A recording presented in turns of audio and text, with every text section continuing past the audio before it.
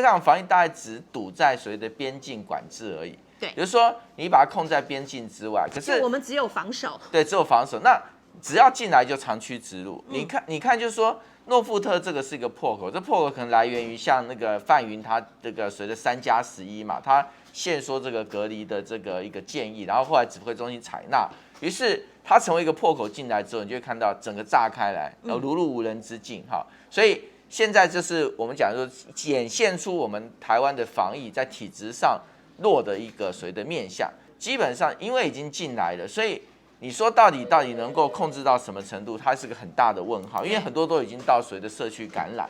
那甚至包括有一些，其实还是有一些感染源不明啊，还是不是完全能够查出那个所谓的路径，所以大家也不能掉以轻心，也不能松懈。但是这件事情，我想说，目前台湾真的，我觉得是坦白讲，我觉得对台湾觉得是很不舍啦，哈，就是说你可以看到屋漏偏逢连夜雨，哈，就是又是疫情，又是停电，又是缺水，又是空污，那基本上我们所谓的连基础生存的一些环境都在快速恶化当中。那这一点说真的，我觉得政府要加把劲。其实我要讲哈，这个事情你说是事故，说也是，但你说不是事故，它也不是事故。为什么呢？因为你知道整个所谓的我们讲电力体系，你就可以从几个面向来看嘛哈。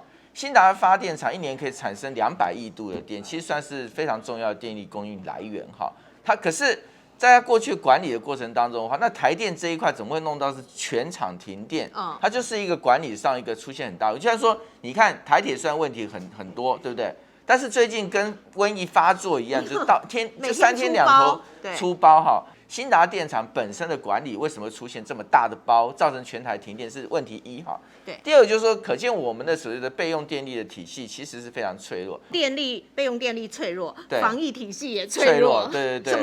还有什么是强韧的吗？对，那你又可以看到，我们大家只有靠心脏强而已来去面对它了哈。你可以看到，我们所谓的基础建设在这5年当中快速的崩坏。这个才是台湾真的很严重的问题。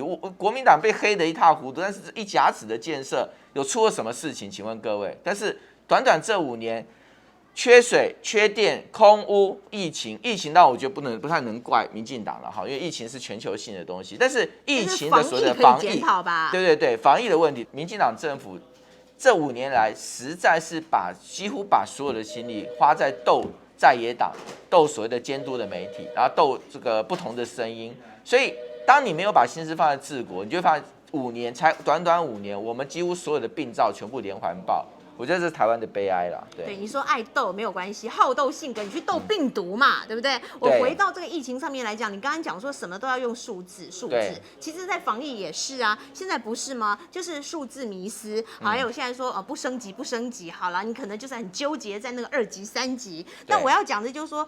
我刚刚说这有没有自欺欺人？因为病毒已经进入社区了，你还要再用相关的话术怎么包装吗？还要继续包装下去？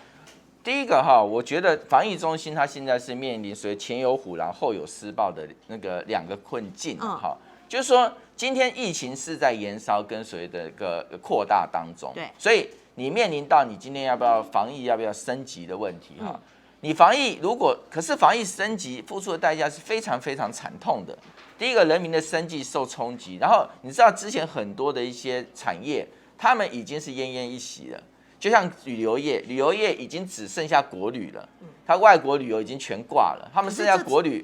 对，可是这一波搞不好连国旅都惨。对，那你如果是全面升级的话，那当然我就讲也还不用全面升级，现在国旅基本上那个退订哈，因为风声鹤唳，对，就已经快要90%退订了哈，所以因此如果再升级，那几乎就只能是全歼灭了哈。那观光旅游只是一个而已哈。那你看所有一般的很多的一些消费产业都会受到很大的冲击，所以它如果要升级，它马上面临到非常大的一个所谓经济的后坐力。可是它不升级，抱歉，不升级的结果是什么？以台湾目前哈，既不快筛又没有疫苗。我跟大家讲，让它病毒这样子放进来的话，我们真的只有一个围堵的政策，可以去挡病毒，我们什么都没有。可是病毒是猛爆哦，对，最近本土是真的是猛爆性哎。那医生也说哦，这一波来讲的话，接下来几天大家有心理准备，还是会有不少确诊。没错啊，所以它一旦如果说大规模爆发的话，那时候你还是逼得非升级不可。好，那到时候就是我们会是在随着病毒威胁跟随着经济的萧条这两个面夹击，就是前有虎后有狼的两面夹击啊，台湾会面临一个非常非常大的一个困境。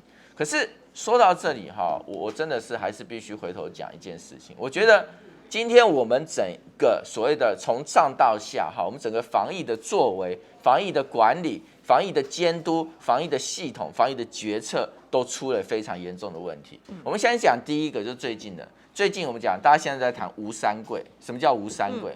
我们在台湾的防疫就出了2个吴三桂。第一个吴三桂就是谁？就范云嘛。范云今天你看所有破口如果导向诺富特的话，那诺富特破口是在哪里？就是缩短检疫为3天，就隔离3天嘛哈。我跟千惠说，我大概是台湾算是第一波就是居家检疫的人。对，可是范云会说，哎，这个也不是我的意思，我只是反映民情、反映民意，然后指挥中心做的专业决定。那我就要讲啊，所以那就指挥中心你的问题了。不管你范云能推得成推不成，你范云做这个协调会，为什么可以大到赢过指挥中心的专业？那指挥中心是因为买单你是什么背景的立法委员嘛？哈，但是我觉得这个范云这个所谓的范三桂哈。李德维讲的，我觉得还是属于小三桂。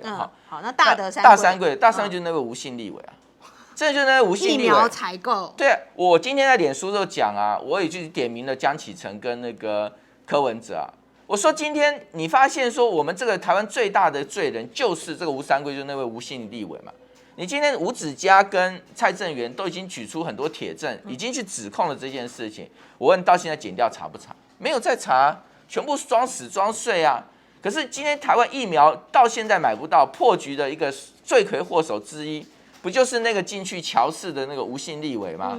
那我今天也提出一个主张，我说真的，你要讲转型正义，你今天要讲追究真相，我国民党也好，民众党也好，下一次政党轮替不一定国民党执政了哈，谁当总统？我觉得你第一件事就是把那吴姓立委给我抓出来，你就成立所谓的要么恢复特侦组，要么成立一个特别调查小组。把这祸国殃民的吴姓立委抓出来，因为真的是很差劲、很过分。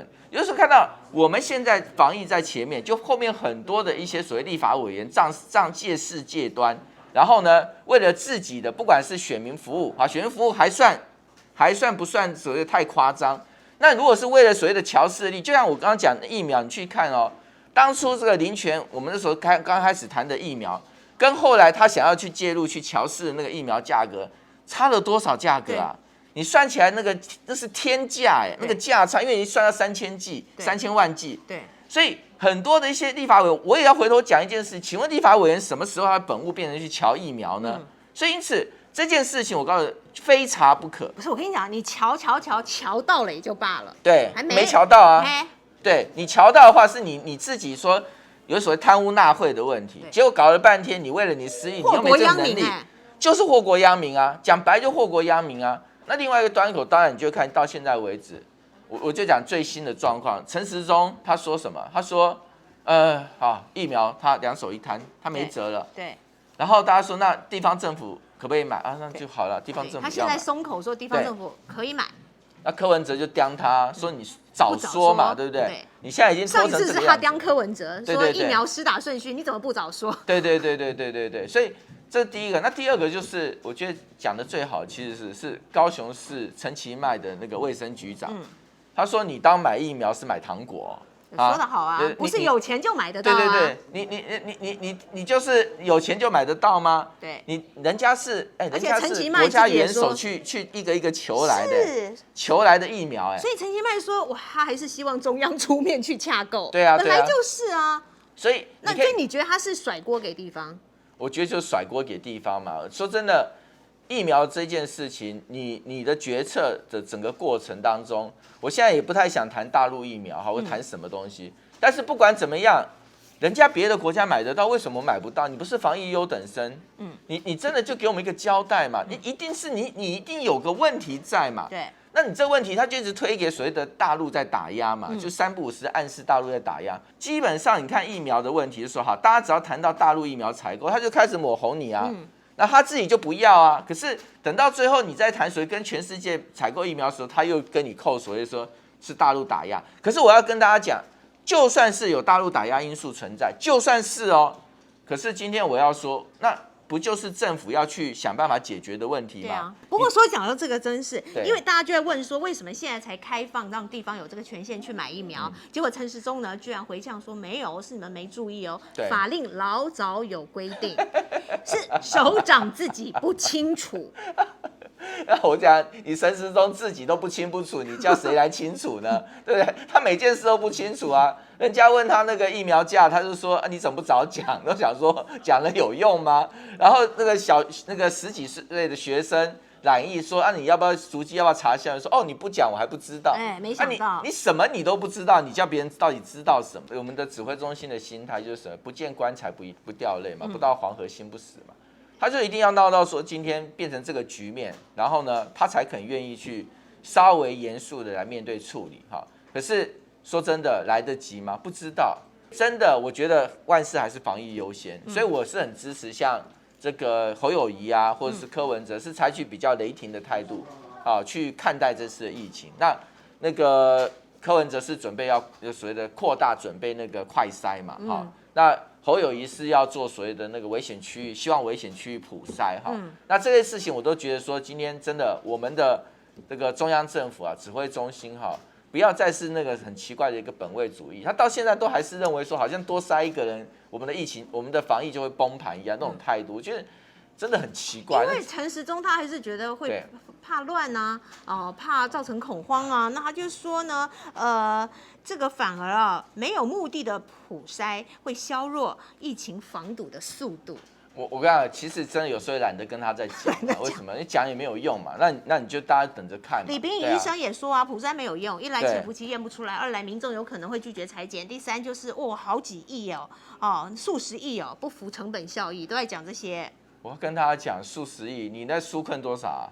纾困几千亿你跟我讲数十亿是多大？如果是对防疫有用，我觉得数十亿根本不是个钱。对啊，数十亿什么时候民进党瞧在眼里过？你跟我讲，这时候你就瞧在眼里了。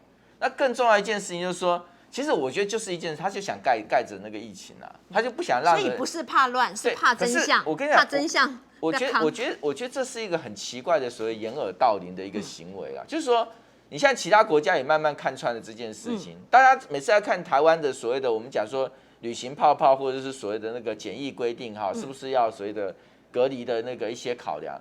台湾的因为所谓的筛检数不足，一直是国外很质疑的地方。有那我想，如果我们做的这么棒，为什么你不跟其他国家沟通？今天德国之声也说啦，对啊，就说台湾的筛检率太低了。对啊。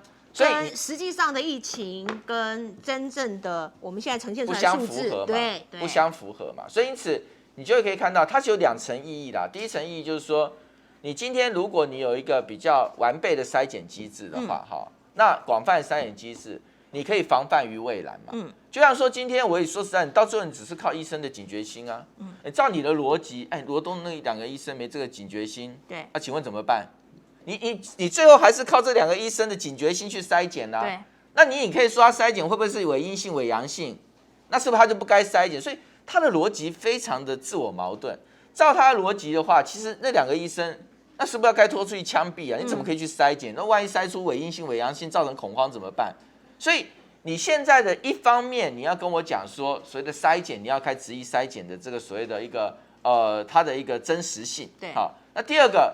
你也不去看说，现在我们还是有在筛检呐，那所以你筛检是在筛心酸的吗？好，可是真的说讲这些都真的没有用，他不听，他不理就不理。他现在其实还比较放宽一点点，因为现在医生还可以去主动去筛检这些以前你看去年的时候，彰化，你主动筛检你就倒大霉了。至少筛检也许有伪阴性、伪阳性，可是当筛检出来的这个所谓的阳性的时候。你可以让大家，他总是中的几率比较高的人嘛。对。那你说伪阴性的这些人，对不对？他采检之后伪阴性，你不采检他也认为阴性啊，他也就是没有办法证明自己是 COVID-19， 所以他也没办法改变他的所谓的作为来去防疫啊。所以对于伪阴性这一块基本上没有影响啊。他如果采检是伪，他就是有得了，但是伪阴性没影响。但是采检出伪阳性，就算他是伪阳性，里面很多还是会是真阳性啊。对。你就会抓到真阳性，所以。我也不知道，说真的，这个所谓的逻辑其实很简单啦，但是他们的逻辑讲法就不太一样。可是这个逻辑讲法不太一样，到现在他也说不出所以然来。好，所以除了是有可能怕真实的数字曝光之外，另外一个是攸关到检验能量，因为也有医生也担心说我们有没有足够的筛检相关的工具啊，快筛工具可以用，那这就牵涉到检验能量啦。那我也觉得很恐怖疫情到现在多久了？1年多了。那你如果说台湾防疫在这一块这样子，那也太落后了吧？所以我怎么还要担心这个事情？我就讲你理论上你今天。这2个问题，钱跟所谓的快筛能量、筛检能量我觉得都是借口。为什么借口，钱该花就要花，没有什么啰嗦的地方。那所谓筛检的能量，这需要建制，建制需要时间。我承认啊。可你那也不是现在才在。对，你去年就做，我们现在就建制完成了。疫情什么时候爆发的？对啊，对，去年初。那我也要讲说，好，现在我是没有快筛能量，没错啦。你现在开始建制，3个月、5个月你就建制起来了。